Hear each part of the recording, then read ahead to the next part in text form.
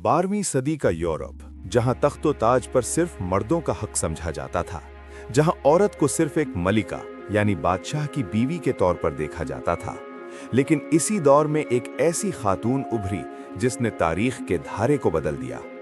उसे बदकार कहा गया, उसे मनहूस कहा गया, लेकिन उसने साबित किया कि वो किसी भी मर्द से ज्यादा जीरक और बहादुर थी। आइए जानते हैं यूरोप की पहली खुद मुख्तार मलिका उराका द बोल्ड की नाकाबिले यकीन दास्तान।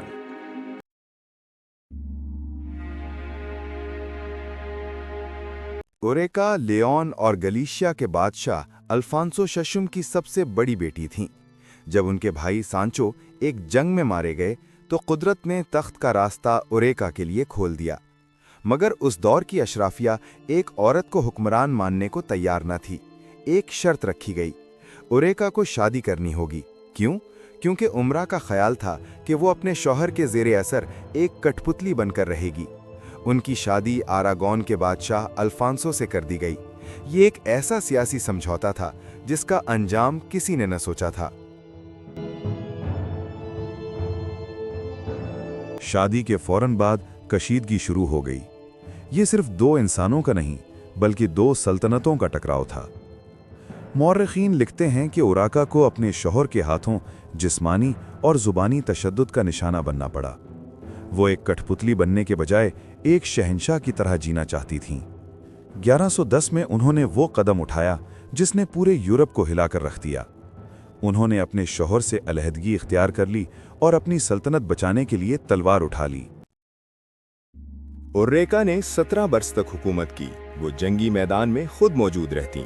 जब उनके किरदार पर उंगलियां उठाई गईं तो इन्होंने परवाह नहीं की। दिलचस्प बात यह है कि इनके दौर में ढाले गए सिक्कों पर लफ्ज री लिखा होता था।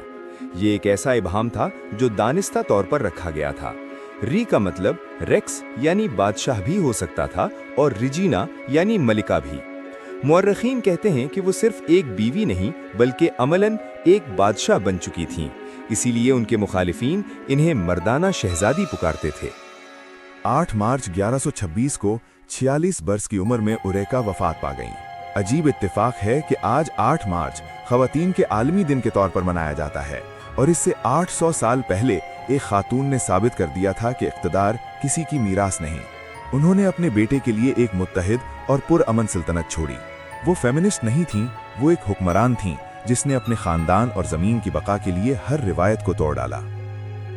मलका उराका की कहानी हमें सिखाती है कि जब हालात मुश्किल हों तो अपनी कानूनी हैसियत साबित करने के लिए लड़ना पड़ता है। अगर आपको ये तारीखी दास्तान पसंद आई तो कमेंट में बताएं कि क्या उराका अपने दौर की सबसे निडर खातून थीं। वीडियो को लाइक करें और मज़ीद तारीखी वीडियोस के लिए सब्सक्राइब करें।